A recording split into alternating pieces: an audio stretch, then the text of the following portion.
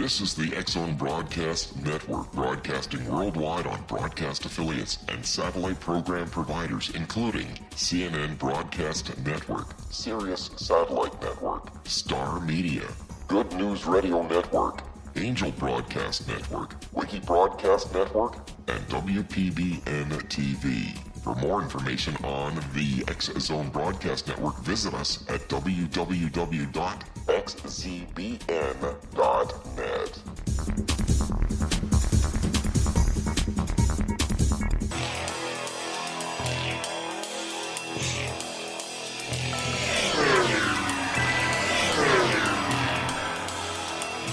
This is A Different Perspective with Kevin Randle.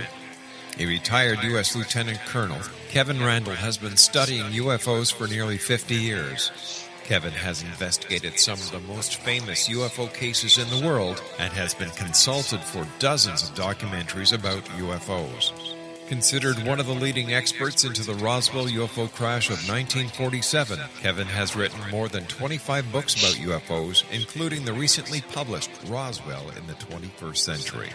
Now, here is the host of A Different Perspective, Kevin Randle.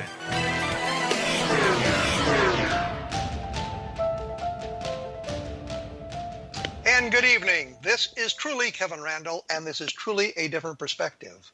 In a moment, I'm going to be joined by Brad Steiger, who actually appeared on my radio show that I had in El Paso, Texas, 2 decades ago. So, I mean, Brad and I go back a long way in that respect. In fact, I've known Brad for quite a number of years, and I've been trying to get him on the program for a while here, but situations just didn't work out for us to do it or connect before now. But now we're ready for our great Halloween Spooktacular, and we'll be telling some horrible UFO stories, I guess. Brad claims to have written his first book at age 7, but he doesn't claim that they published it. So No, that's one of those wonderful...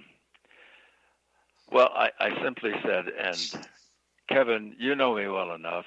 If you heard me say, if someone asked you when you write your first book, I said, well, I think I was 7, but it drew heavily on House at Pooh Corner. So I meant it as a jest, saying I've always wanted to be a writer, even when I sat and copied the Winnie the Pooh books. But people took it literally. Oh, he wrote his first book at age 7. Not quite. And that's why I said, but he doesn't claim it was published, because people say to me, right. How many books have you written? And I always say, do you want to know how many I've written, how many I've sold, or how many have been published? I mean, it's 3 different numbers. I've got a number of books that I've written that aren't sold anywhere. They're still laying around somewhere. But I was attempting to do a very nice introduction for you. And that was nice. Nice. I haven't gotten through it yet. Oh, I'm sorry. I was going to say he became a full-time writer in 1967 and authored and co-authored almost 170 books, which have been sold 17 million copies. And I mentioned that he wrote the bestseller Strangers in the Sky about UFOs because I remember sitting in a high school study hall reading that book, which actually dates me as well, I think, as well as you, because I was in high school at the time.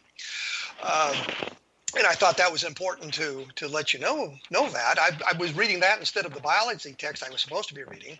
And as I said, I've known Brad for decades and remember calling him many, many years ago to ask about a specific case of a mysterious disappearance from Wales in the 20th century.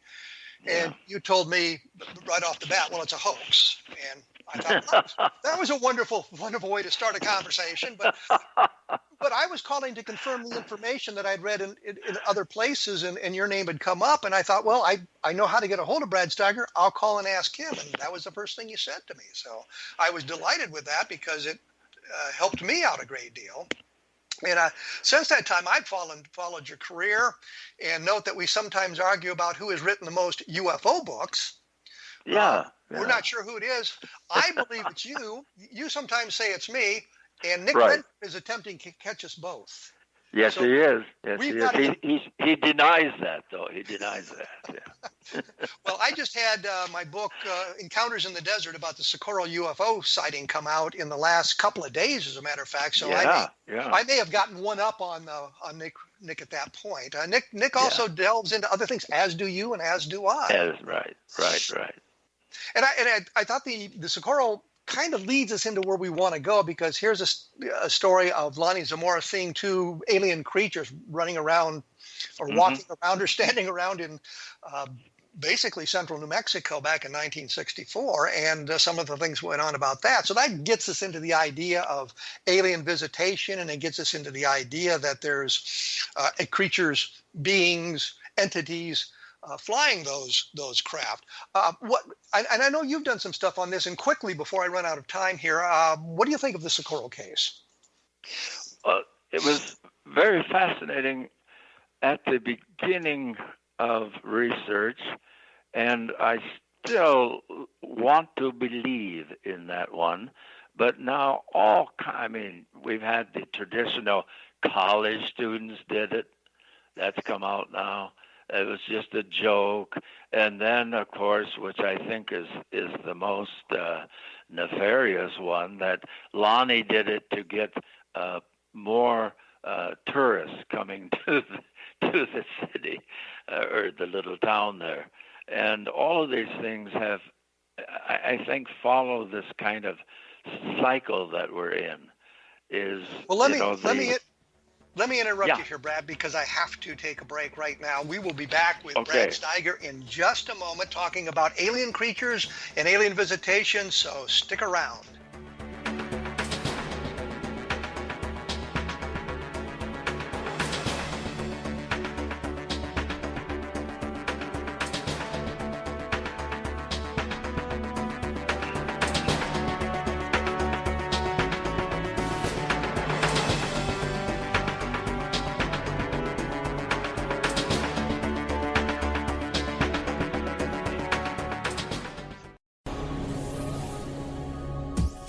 This is the X-Zone Broadcast Network, broadcasting worldwide on broadcast affiliates and satellite program providers, including CNN Broadcast Network, Sirius Satellite Network, Star Media, Good News Radio Network, Angel Broadcast Network, Wiki Broadcast Network, and WPBN TV. For more information on the X-Zone Broadcast Network, visit us at www.xzbn.net.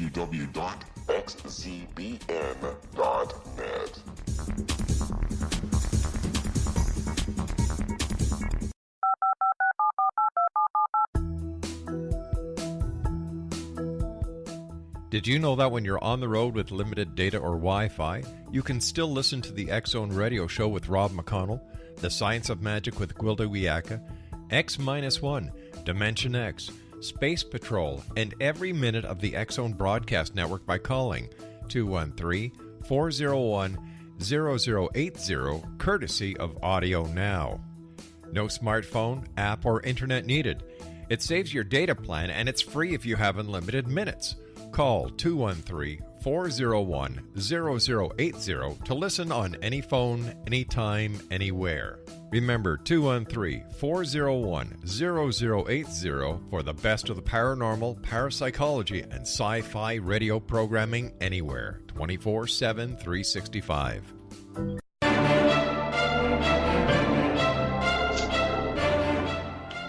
As promised, I am back with Brad Steiger, fellow Iowan. We're talking about alien visitation at the moment and creatures from that. And it gives me an opportunity to plug Encounters in the Desert, which is my book about the Socorro case, which just came out. You were saying before we went away, I think talking about the Lonnie Zamora having hoaxed it for the tourist trade. And right. I don't think you bought into that one. No. Well, I think I was going to say Philip Glass kind of threw that out, and it really is nonsensical. Yeah, I guess I was impressed because Dr. Hynek found this of interest. And then, of course, there's that puzzling, and I can't wait to read your new book. The emblem that's on the craft, I think is very provocative in so many ways, because it's kind of like a message to our species. We recognize that symbol, whether we want to admit it or not. It's probably not from any language, but in our deeper unconsciousness, I think it shows a residence. I think it shows a home. I think it shows, a unity. And whatever the UFO phenomena is, and I tend to think now it's probably multidimensional, but you can't. No one knows for sure. And in my mind, Kevin, this is not just gratuitous flattery, but I think you are the supreme of the ufologist, because I really admire how deeply you go and how you take your knocks. I mean, you accept people's criticism and then you answer it. So I'm curious to hear what you say about both now. I said how people are trying to defame it. Wow, what did you say in your book? Now, I don't want you to give things away, but let's tease people. I want to read the book. Other people will want to read it too.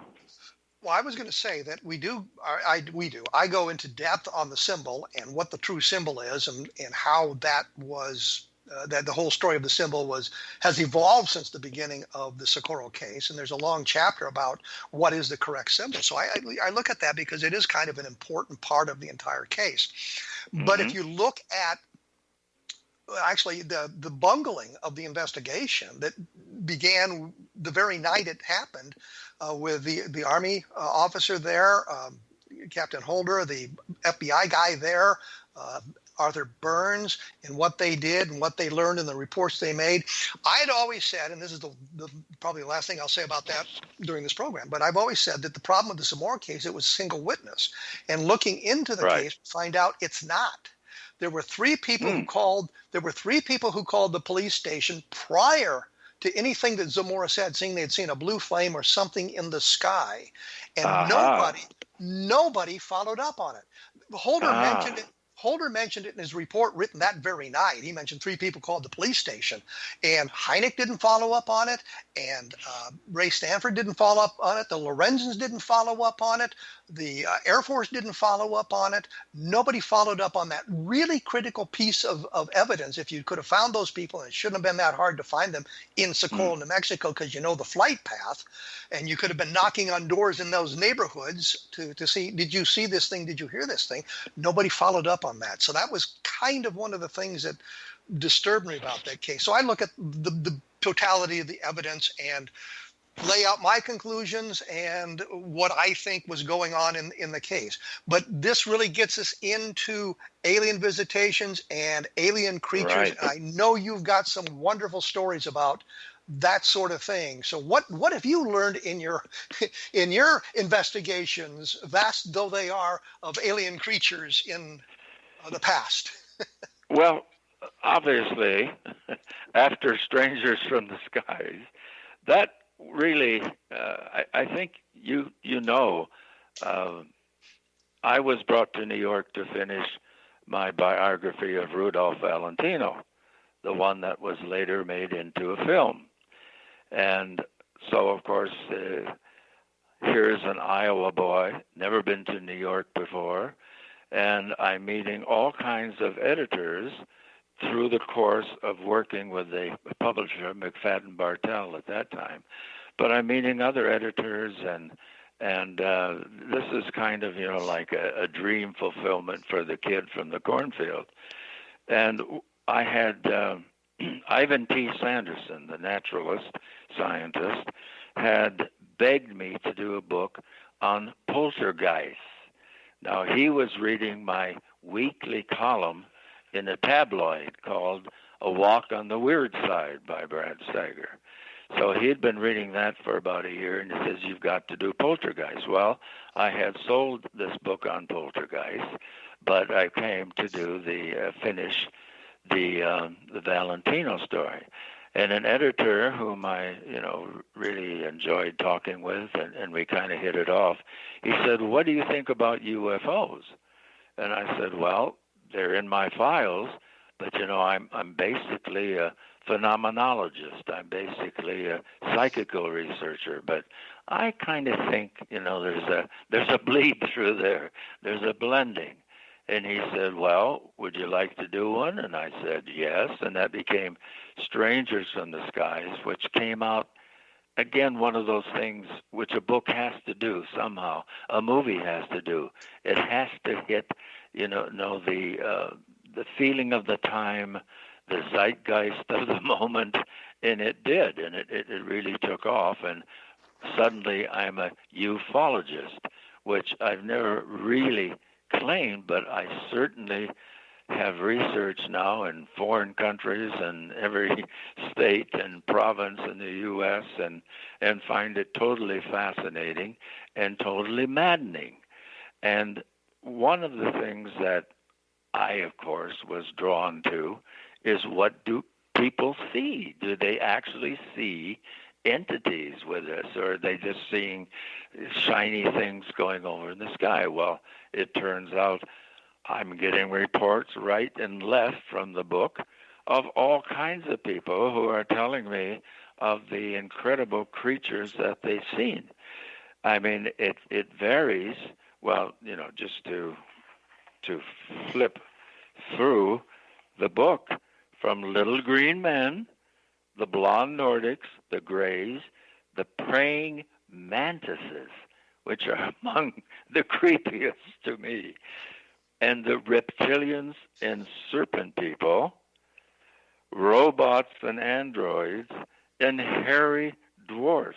Now, that's just a few of the classes of entities that people are seeing. Well, one of the things that has struck me is reports coming out of South America. And I point there because they come there. But I've seen drawings of the alien creatures that look amazingly like the spacemen from Earth versus the Flying Saucers. I've seen mutants that look an awful lot like the creatures from This Island Earth. Couldn't think of the name of the movie at the moment, with the big bulbous heads. And there's other things that come out of there, people reporting creatures that seem inspired by science fiction films. Well, that science fiction films, mythology, fairy tales. Now, we go way back to one of the early sightings of the dear lady walking in the woods in Italy. And she suddenly has two entities come out and tear at her clothing, not with the idea of sexuality, I'm sure, but she runs and they grab her scarf and they try to hold her. And she describes them like, to me, kind of giant chipmunks with engineering suits on and some strange kind of helmets. Now, the artists in the area, and I know you've seen it too, have caught them very well. And so again, we say, this is one of the very early reports. Where did this come? This is a woman who spent a lot of time in the woods, in the forest. She lived kind of like Hansel and Gretel back in the woods. Now, if this is an entity that looks in a way we cannot perceive, and it wants to reveal itself, then it's going to have to choose some form. And if we're giving that entity those kind of powers, it goes into her subconscious and recognizes the animals she deals with on a daily basis and puts them in an engineering suit to signify they are an intelligent species that have come from somewhere else. Now, I see this kind of thing repeating itself, where, what you see is what you get, and what you perceive is what you will receive. If you have grown up on Buck Rogers, if you have grown up on and some of the science fiction classics, and people then describe the entities to me, and I'm going all the way back now, Kevin, to the 60s, when I got invited to speak here and invited to speak there, so because of Strangers in the Sky. So I thought, I'm really getting into the subject. I'm really seeing an area of research that fascinates me. So I would interview the people that would come up from the audience. I had this sighting, I had that sighting, I saw this entity, and begin to really interview them in depth.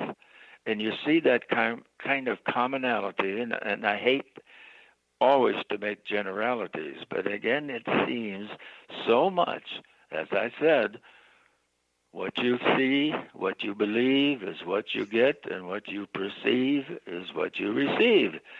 So the people who want to see a godlike being that has come like the gentleman carpenter in The Day the Earth Stood Still, which I think, really launched the whole contactee movement, or a good part of it.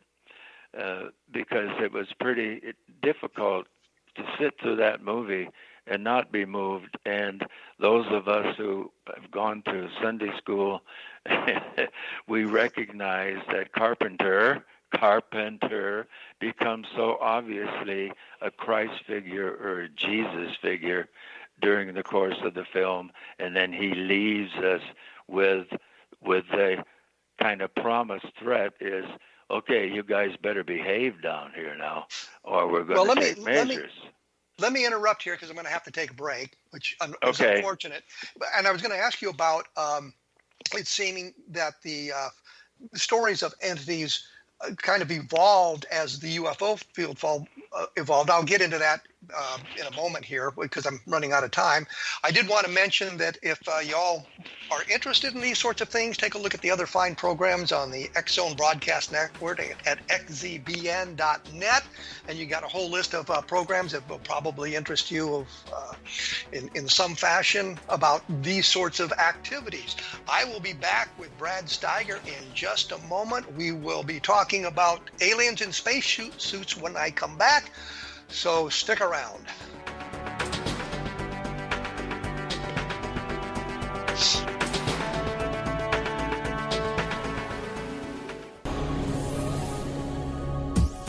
This is the X-Zone Broadcast Network, broadcasting worldwide on broadcast affiliates and satellite program providers, including CNN Broadcast Network, Sirius Satellite Network, Star Media, Good News Radio Network, Angel Broadcast Network, Wiki Broadcast Network, and WPBN TV. For more information on the X-Zone Broadcast Network, visit us at www.xzbn.net.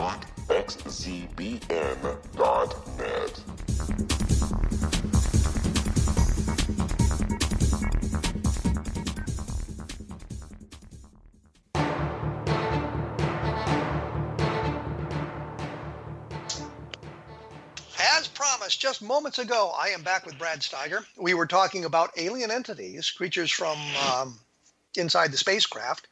And as Brad was speaking, he triggered a thought in my mind in something that I had talked about in the past, that when people talked about seeing the entities back in the late 40s, early 50s, in that time frame, they almost were invariably in some kind of a spacesuit, some kind of helmet apparatus, some kind of breathing apparatus going on. And as we move beyond that, they seem to shed their spacesuits. They would be wearing flying suits type things. The guys at Socorro, for example, and I promise not to mention Socorro, but they were in white coveralls as opposed to some kind of a spacesuit, which gave rise to the opinion that this might have been some kind of government experiment, although no documentation has ever been found to prove that. So when we talked about the earlier entities, they were in spacesuits type thing, and I guess you noticed the same thing. Absolutely. And again, Carpenter, the Christ figure that comes in The Day the Earth Stood Still, he puts on a suit when he talks to the scientist, the Einstein-type character, and when he interacts with the woman and her son.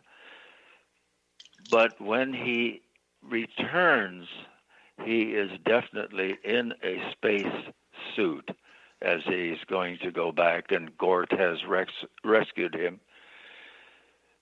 We have... Well, let me interrupt, because I wanted to make 2 points here. Number one, when we first see him, he's in a spacesuit with a helmet on, so you don't see that he's actually a human. You see a humanoid. Oh, yeah, at the very beginning. At the very beginning. And the other thing is, you're making the parallel between Christ, and I mean, his name is Carpenter, and we all get that, I think. Right. But the other thing is, he's actually killed at the end of the movie. Gort comes and gets the body and resurrects him, which is another aspect of the Christ story there, before he goes off and says, hey, says, if you don't listen to us, we're going to reduce this planet to a burned out cinder. And and I think Dr. Bernard says, is that possible? Is that how such power exists? And he says, sure, let me assure you that such power exists. So the parallel is strictly there. So he's in the spacesuit in the movie, and Gord is, of course, the big robot that you have to say Klaatu Barada Nikto to, in case. That's right, Klaatu Barada Nikto. In case you do not want to get disintegrated by it. Right. But I always remember that, just in case I run into a Gort. Yeah, you and everybody else, I think, talking about that. When I was a teenager, after having read your book as a teenager, and I mean, I bought it I still have my copy of Strangers from the Oh my goodness! The 25-cent paperback version of it. But a friend of mine, Eric Novotny, and I had started an organization that we called Office of Scientific Intelligence, which was a name we plagiarized from a science fiction film because we thought it was neat. And our motto was Klaatu Barada Nikto, because we figured nobody'd get it. But nobody would. but you would, of course. Yeah. Anyway, alien creatures. When we talk about alien creatures, we get a great diversity of creatures, I guess. Is there some kind of a commonality that we see other than humanoid? Although we've talked about hairy dwarfs and I think beanbag type creatures as well. But is there some kind of a commonality that we see through the descriptions of the alien creatures? Not anymore. The commonality at the beginning, if we want to say, 47 and so forth, approximately was the beginning. Then we had basically the smallish creature, the, quote, proverbial little green man, though I don't think anyone ever described them as being green, but the size. And they were almost always, and I think I can say always, in spacesuits. And they acted the role of little astronauts that have come here from another world. They really were, like little mannequins, little puppets, that would do kind of what the overall belief in this concept that we're being contacted should look like. Larger heads, because that symbolizes they have bigger brains, because they got here before we got there, and larger eyes, all those things which seem to symbolize, for some people, wisdom and the ability to see the future or whatever. But then we move into the gray, which is not in a spacesuit. He's in his altogether. And it is much more unattractive than the little green men that we began with. He looks, like some kind of clay figure, and the gray has took over great popularity, should we say?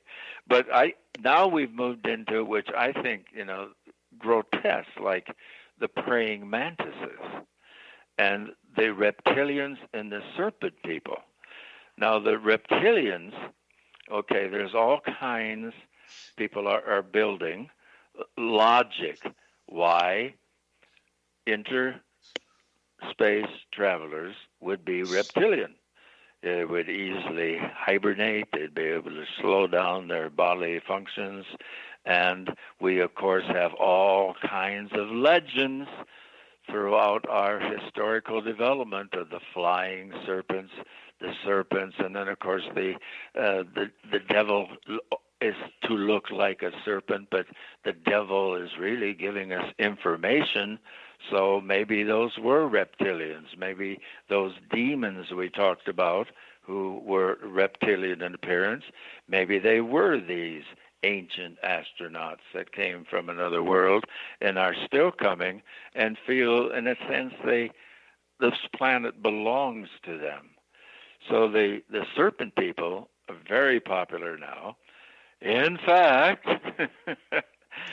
while I was awaiting your call, I was going through today's mail, and I have a very enthusiastic letter from a person who totally believes in the serpent people and hybrids. The serpent people are breeding with us, and that's kind of taken over a large section of research right now, Kevin. Well, I don't know if. Yes, I'm aware of that, but the problem, I have a problem with the genetics. Well, yes, of course.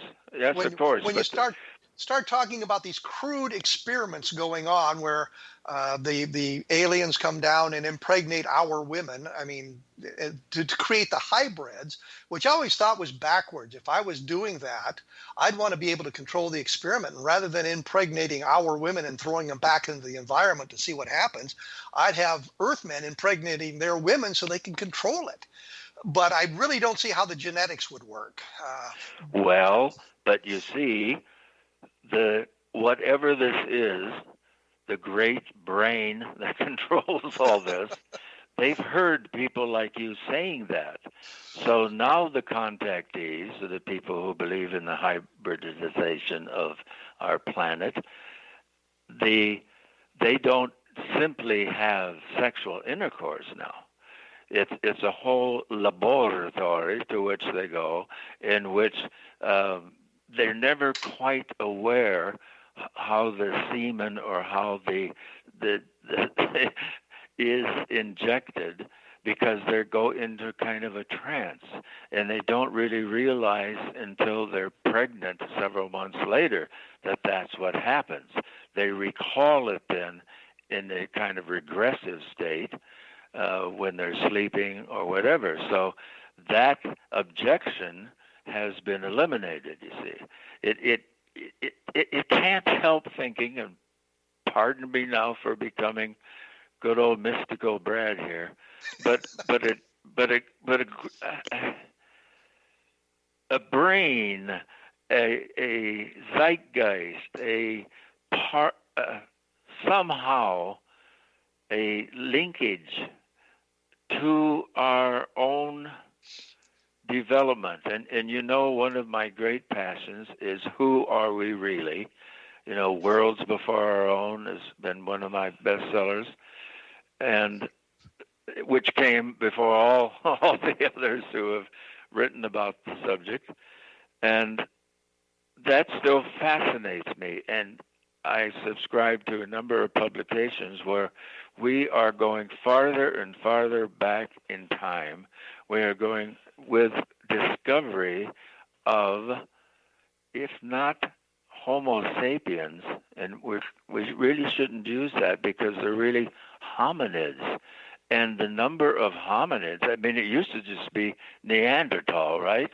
Well, now we have the Denisovans, we have all kinds of, we're finding teeth that now they examine it, and through the marvelous science they have, and that is yet representing another hominin species. So how often have we been here? How much have we learned? And how are we really an independent species? Or is there, like like someone has said, what's the movie that's based on?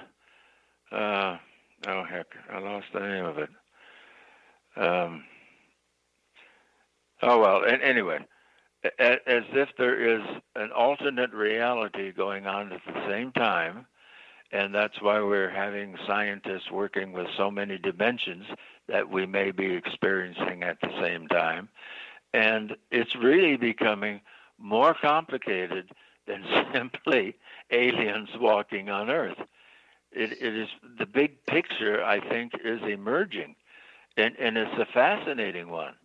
And we see that, how much control do we have? And I don't mean to be a nihilist here, but, are we really an independent species? How much are we subjected to forces and thoughts and manifestations of the future in which we're being directed in a certain way, in which we're being programmed a certain way?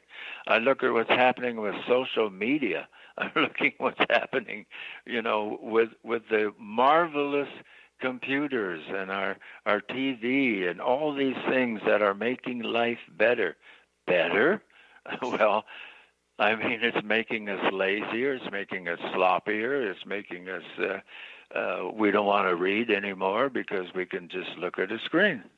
And it seems, that whatever force we create when we blend as a species, the zeitgeist is commonly used, but it may be, that it becomes almost it is an entity unto itself that is directing and programming us as a species. Well, let me interrupt here because I have to take my break because I'm required to. For more information about this, take a look at bradandsherry.com. And of course, I'll always put up some additional information on my blog at www.kevinrandle.blogspot.com. You'll see some of the things that are going on in the world of ufology today and that sort of thing. If you take a look at that, and take a look at X-Zone Broadcast Networks at xzbn.net. I will be back right after this for my final segment with Brad Steiger, so stick around.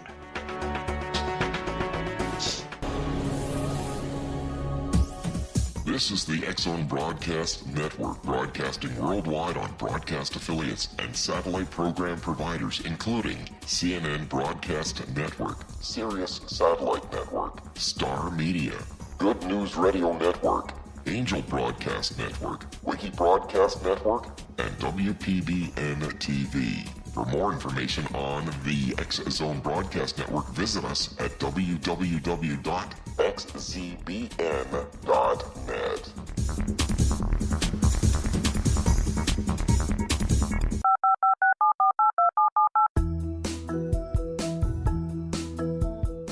Did you know that when you're on the road with limited data or Wi-Fi, you can still listen to the X-Zone Radio Show with Rob McConnell, The Science of Magic with Gwilda Wiyaka, X-1, Dimension X, Space Patrol, and every minute of the X-Zone Broadcast Network by calling 213-401-0080, courtesy of Audio Now. No smartphone, app, or internet needed. It saves your data plan, and it's free if you have unlimited minutes. Call 213-401-0080 to listen on any phone, anytime, anywhere. Remember 213-401-0080 for the best of the paranormal, parapsychology, and sci-fi radio programming anywhere, 24/7, 365.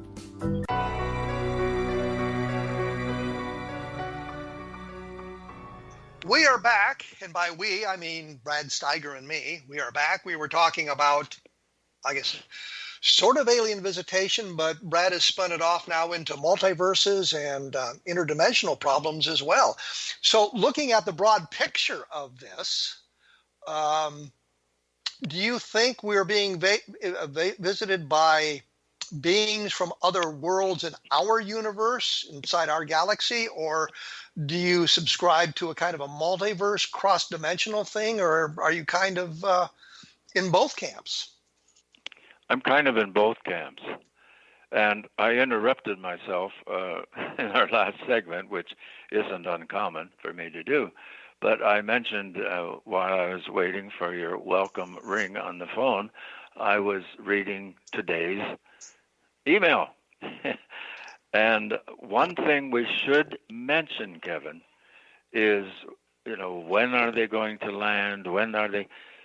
There's a large segment of, you can't say the public, of course, but, well, yes, you can. That the UFO community. The UFO community and the public has been influenced by a large section of the UFO community to accept that they're already here.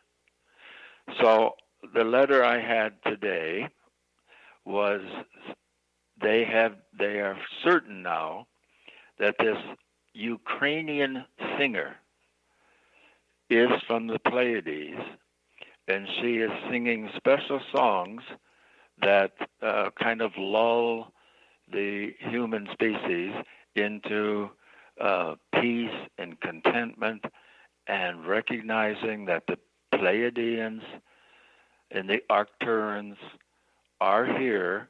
They've always been here, and they're here to take care of us. They're here to watch over us. There's no fear. Now I'm getting chills just saying those words. But we have this species now again. So I have to hear and see this marvelous representative. Well, she's a lovely woman. She has a lovely voice, but you say she's from the Ukraine? Yes. So she has no association with Billy Meyer? No. I don't think so. I don't know. This was just sent to me, and of course I get these kinds of letters all the time. But the Pleiadians, the Arcturans, and the others are here. They're helping us, and again, it's this need that when we're in trouble, when times are getting hard, we really can't do it on our own. We have to have help. Well, that is negating our entire mission as a species, to recognize that we can take care of ourselves. We can learn to be a structured society. We can learn to get along, for God's sake. We can learn to recognize that we all are one, and we're moving toward what can be a much greater tomorrow.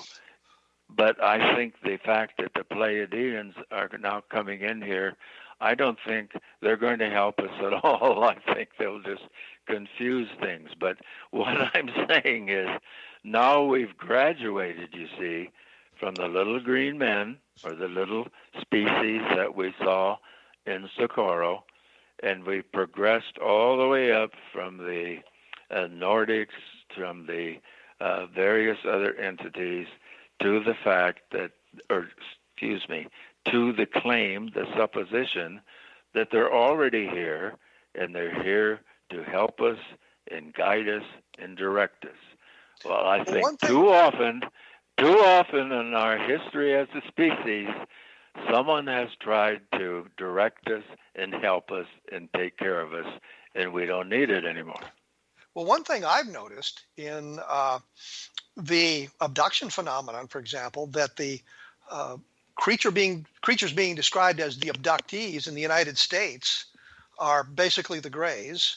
But when you look at the rest of the world, they have a wide variety of different creatures that are involved in the abductions. Right. And you've noticed that as well. Yes. And this, it seems to be they're getting better looking all the time, Kevin. they're getting they're becoming a model for us now.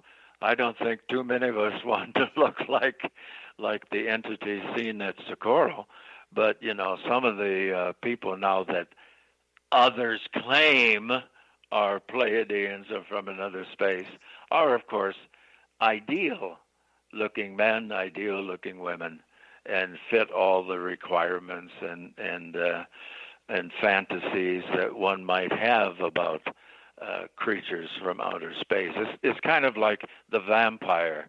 You know, we have Nosferatu, which is an accurate depiction of a vampire as a weaselly, ugly, rodent-type creature. That's what the vampire looked like traditionally. But then, of course, we had, you know, Count Dracula coming, and he's an aristocrat, and he dresses well, and he doesn't drink wine, but we can't do a vampire movie without the vampire being an extremely attractive man or woman. So we keep pushing the old tradition, which maybe was a little, skin your knees and hurt your elbows, but that's life, to an idealization of what is waiting for us with the aliens. So you're suggesting that as we've seen the evolution of the vampire from the weasel to an attractive man or woman, we now have the aliens in alien visitation from other planets following the same kind of evolution, at least in the stories that are being told. At least in the stories that are being told. Currently. Yes, currently. And do you see an end game here? Oh, well. As I say, I know. I got 2.5 minutes. I grew up in the 30s and 40s. And, what happened at that time is indelibly etched in all of our minds. And, when you lost uncles and cousins and brothers and so forth, you just say, we don't need anyone to decide who's right and who's wrong, who's good and who's evil. This is the responsibility of our species, to be able to make intelligent decisions. I resent anyone from anywhere making those decisions for us. Well, let me ask this, because I got very little time left, but are you currently working on a new book, a new direction for your research, or are you just kind of kicking back? Kind of kicking back. I'll be 82 in another couple of months here. And I don't know. I've written 195 books now. And I'll have a new one coming out next summer, which explores what are ghosts really? What are they really? And maybe if I do another book, it'll probably be, what are aliens really? Really, what are they? But the book you've got coming out, that's already been handed in, I take it. Yes. So you're going through will be going through the process of proofreading and all of that other nonsense. Yes. That seems to have devolved to the author now, when there used to be people in New York and whatnot who did that sort of thing. That seems that we all now end up with having to do that as well. Well, I'm fortunate in that I actually have a very sane and helpful editor, so that helps. Well, that's good. Listen, Brad, I'm running out of time, as you know. It's been delightful talking to you and picking your brain on all these various aspects of ufology and the paranormal. And I'm sure if we can arrange it, you'd come back on the program at some future date. Oh, most certainly. Well, thank you very much for joining us here on A Different Perspective. For those of you who are interested, take a look at bradandsherry.com. You'll find some more stuff about Brad and Steiger and Sherry Steiger and what they've been doing and their research activities. And as I always say, take a look at www.kevinrandle.blogspot.com, because I will have some comment about what we've talked here today, and maybe some other links for you to take a look at and get a little bit more information.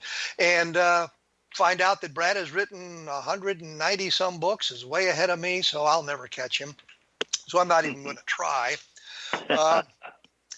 When you get a chance, take a look at Encounters in the Desert, which is my new book. It's out now. It's about the Socorro UFO landing. Gives you an idea of what went on there and that sort of thing. And I think it's always important to point out that there are some other great programs on the X-Zone Broadcast Network at xzbn.net, or if I was in Canada, I'd say xzbn.net, because they don't say Z in Canada for some reason. I don't know what it is. But take a look at some of those programs, and I'm sure you'll find things that'll interest you in that arena as well. And I try to point out that Roswell in the 21st century gives you a dispassionate look of where the Roswell case stands today as opposed to where it was 20 years ago when we were all so excited about the Roswell case and what it was going to provide for ufology. Next week, I'm going to be joined by Robert Powell, and we're going to be talking about an organization that is being formed now to do additional UFO research and has nothing to do with the announcements in the last couple of days from, I think it's Tom DeLonge or formerly of Blink 182. I will be back in 167 hours with another edition of A Different Perspective, so stick around. Or don't go away.